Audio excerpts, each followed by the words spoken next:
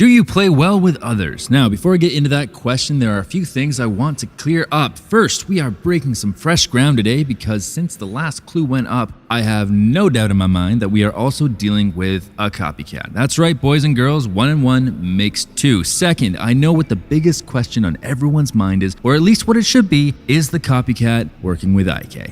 Wrong. No, Sergeant Bartesky, they're not actually working together. IK does not strike me as one to share the limelight. No, she seems more like the type to rip your beating heart out of your chest for even considering such a base insult. Which brings me back to the question of the day, do you play well with others? Well, today's clue seems to make it abundantly clear that our copycat certainly does not. I'm Ben Robinson, and here's what we know.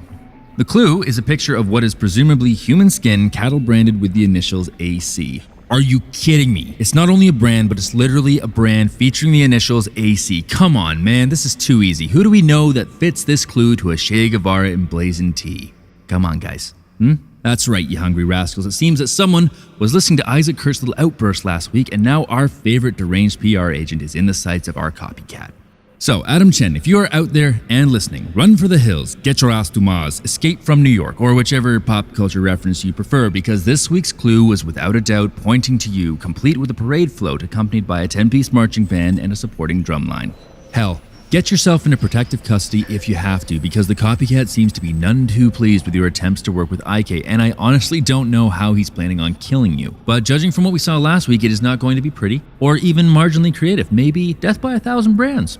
Nah, that'd be too fitting and too clever, because like last week, the clue is complete garbage. It's not puzzling, it's not subtle, it's devoid of IK's dexterous wit, and it is firmly the work of our copycat. Now, you all might be saying, wait, Ben, maybe the copycat's trying to outsmart you, and my answer to that is not bloody likely.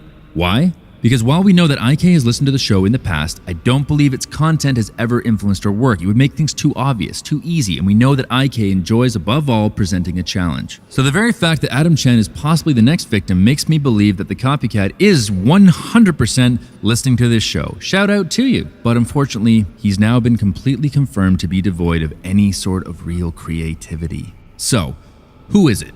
Maybe it's Adam Chen himself, still trying to get in IK's good books. Maybe it's Allison Duran, Kelly Lime's best frenemy. Or maybe I'm overthinking it and it's the obvious choice, our resident creep, Isaac Kurt. Could even be Sergeant Bartesky. Could be. Whoever it is, they've called in and we've talked to them. And while we don't know much about the copycat, it's someone who clearly craves attention. And not to toot my own horn here, but what better way to get attention than to call into the IK show? Of course, that idea also makes my skin crawl, but it's still food for thought. Which in a roundabout way brings me back to the question of the day. Do you play well with others? Because what's actually baking my noodle right now is how IK is going to respond to all of this. You see, IK has standards. I'd hesitate to call them morals, but she's not gutting people without reason, whereas our copycat is, dare I say it, without scruples. You just have to look at what he did to Sarah Tales to know, and yes, I said he. This one I'm a little on the fence about, but seeing the way he killed his last and possibly first victim, not much of a stretch to say this was driven by some pretty common motivators. Power and sex. Now, that is just my best guess, as everything else is on the channel, so accept it, deny it, it doesn't matter, we're moving forward. But what happens when a new player starts edging in on your territory? On social media in general, it's hard to go a day without seeing someone rip off someone else or regurgitate some old quotes and facts. Anything to raise those little pedestals of crap just a little higher. But what does one do in the very niche market of serial killing? Because to the best of our knowledge, this isn't an homage to IK either. Usually that happens after a killer goes inactive. And unless IK was captured on some other charge or smoked by a bus, without us knowing it, she's definitely still alive and planning her next kill. No, this is an asshole who's trying to steal the limelight by force and hijack IK's brand. So what is IK going to do about this? Share? Lend a helping hand? Track him down and add him to her growing body of work? Or maybe she'll just let the police take him out. It's less work for her at the end of the day and it keeps her out of harm's way. Maybe she'll even throw the police a bone, who knows? All I'm saying is that regardless of IK's involvement is that I'm leaning towards the police angle here. I mean, this guy clearly isn't in the same league. He's not creative, his work is sloppy, and I can't believe I'm gonna say this, but I wouldn't put it past Bartesky and the Mystery Squad to wrap this one up for us.